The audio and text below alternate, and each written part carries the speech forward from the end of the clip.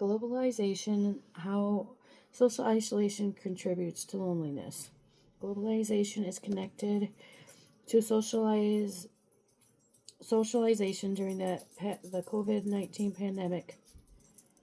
Globalization is growing worldwide interactions of economics, culture, and populations driven by trade, technology, and travel. This creates interdependence. This means that everything we do is affected by globalization, including how we communicate with friends and family, what we order online, and how it is shipped to our homes. We are exposed to different cultures through globalization. During COVID-19, everything was shut down, creating social isolation. Social isolation affects our mental health in many ways. Some socialization weakens your resilience, leading to mood swings, sadness, and concentration issues. It also affects your physical health, causing sleep problems and immune problems. Loneliness is creating during social isolation. Loneliness is an emotional state that arises when someone feels disconnected, misunderstood, or lacking meaningful relationship. It is subjective. Two people in the same situation may feel very different about it. For example, during COVID-19, when society shut down,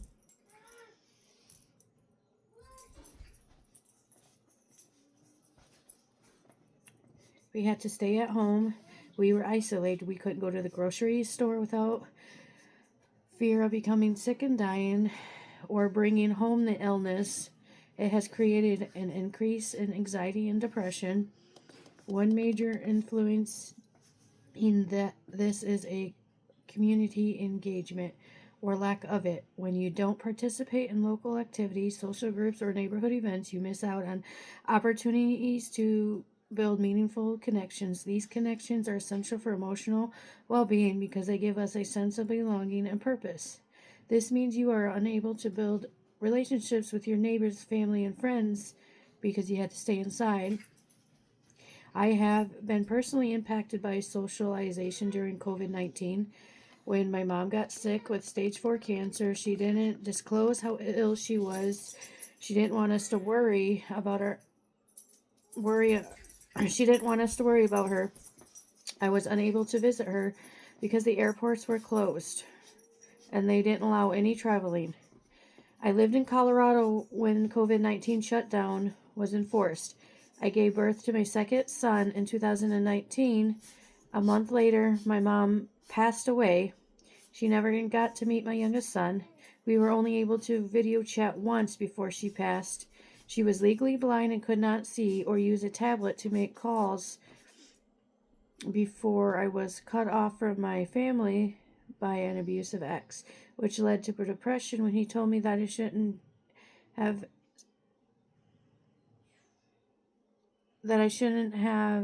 feel sad that my mom died.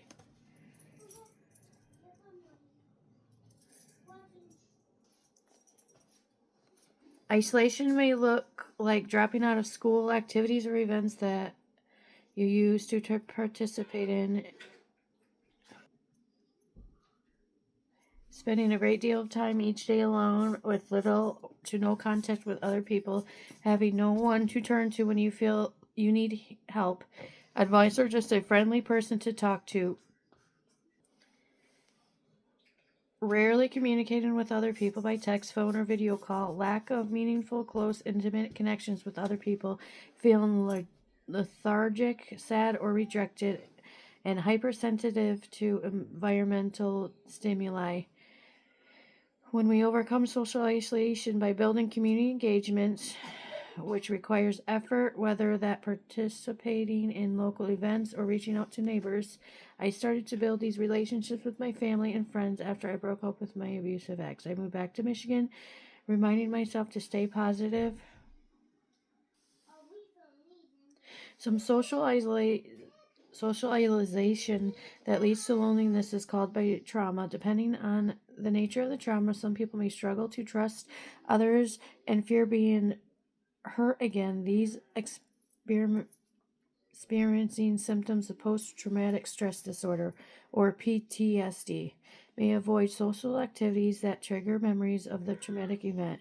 Everyone deals with traumatic events in different ways. Some choose to isolate because they don't want to worry their families and friends. I know I did that. I didn't tell my family what I was dealing with until after I left the situation.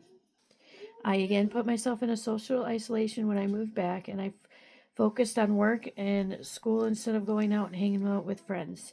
I needed to provide for my children, so I started school, a preschool teaching job, which required me to finish my degree, which only made me feel even lonelier than before, even though I spoke to my family daily by phone or in messages. It was not the same as talking to them face to face. While technology advances have allowed us to connect with others digitally, many people have traded in personal interactions for online communication. It's possible to form meaningful bonds on social media, but these relationships are typically not sufficient replacement for in-person connections. Not all isolation is bad. While social bonds are vital to our health and ability to grow, being alone sometimes also helps us reflect and care for ourselves. Often, when we're with others, we can be influenced by their perspectives and opinions, potentially making it harder for us to explore our own beliefs or views on the world around us. Alone time gives us the space to learn more about our values, thoughts, and emotions. I can agree with this. Many people can't make decisions on their own, so they ask others for opinions. They change their minds after hearing what their family and friends have to say. Loneliness related to mental health issues is being addressed in several different ways. Some can go into doctors' offices to discuss how loneliness is affecting their mental health. Others are scheduling video conferences with their doctors over the internet using phones. Individuals who suffer loneliness can't access the internet or computers are being treated unequally. They are being treated poorly simply because they cannot afford the resources they need to stay healthy. Doctors update medical charts using my charts that are inaccessible to anyone without a computer or internet access. They are also at risk of not being able to see a doctor without a computer to look up information or do video conferencing. In my computer, loneliness is shown in the form of depression. My community offers free mental care to individuals who need it. Inequality plays a role again in my community as individuals cannot afford internet or computer to do anything. If they did receive help, then they would not be able to access anything from their counselors or doctors.